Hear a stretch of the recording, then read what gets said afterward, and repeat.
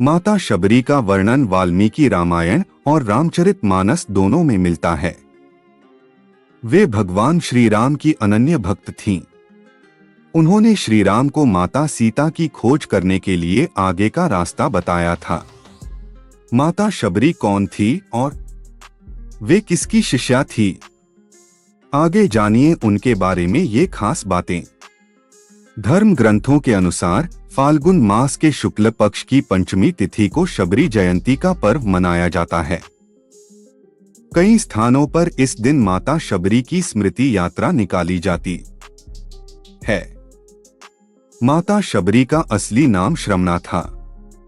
ये भील समुदाय की होकर शबर जाति से संबंध रखती थीं।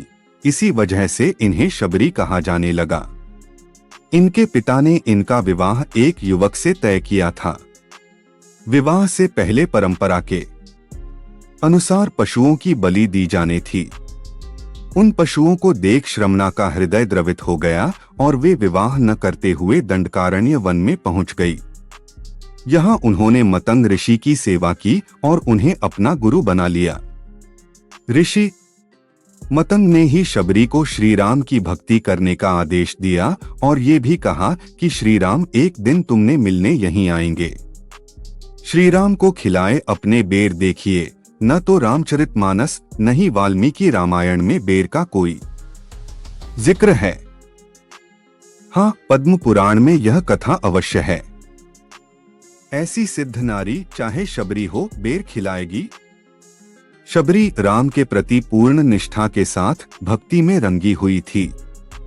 वर्षों से वह राम का इंतजार कर रही थी। आज राम आएंगे, आज कल, इस तरह से बाट जो देख रही थी।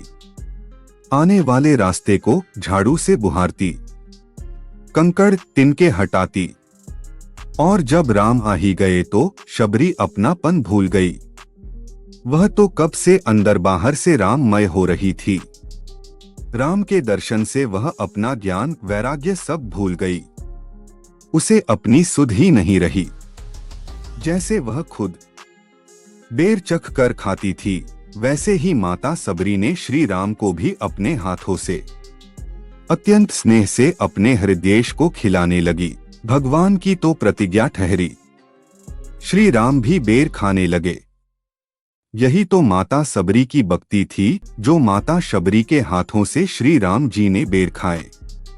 तभी तो कहते हैं भक्ति में शक्ति है। अब आप ही निर्णय करें।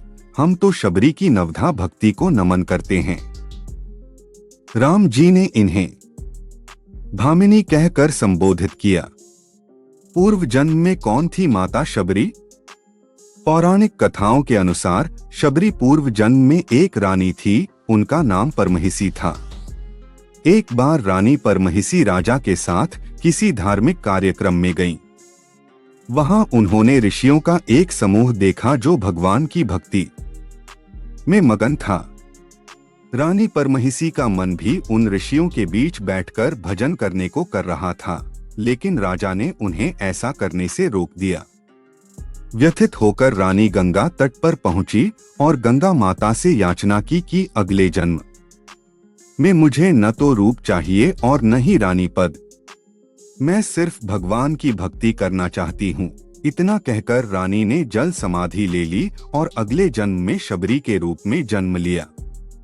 हमारे द्वारा यह वीडियो में अगर जानकारी अच्छी लगी हो तो हमारे चैनल को लाइक एंड सब्सक्राइब जरूर करें।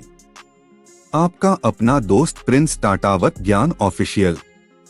फिर मिलते हैं एक और नई वीडियो के साथ। धन्यवाद।